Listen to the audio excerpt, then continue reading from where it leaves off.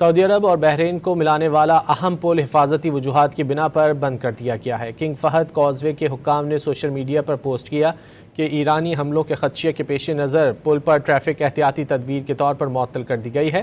یہ 25 کلومیٹر لمبا پل سعودی عرب اور بحرین کے درمیان واحد زمینی رابطہ فراہم کرتا ہے۔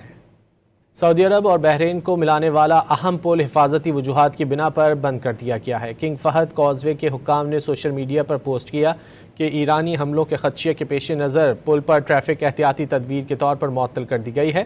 یہ 25 کلومیٹر لمبا پل سعودی عرب اور بحرین کے درمیان واحد زمینی رابطہ فراہم کرتا ہے۔